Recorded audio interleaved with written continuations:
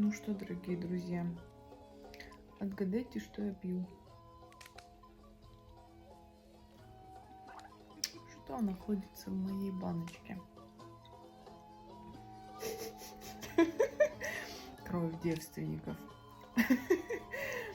Ваше предположение.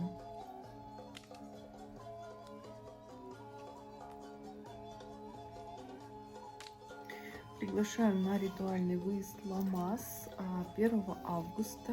Будут шаманские бубны, костры и прочие ритуальные практики.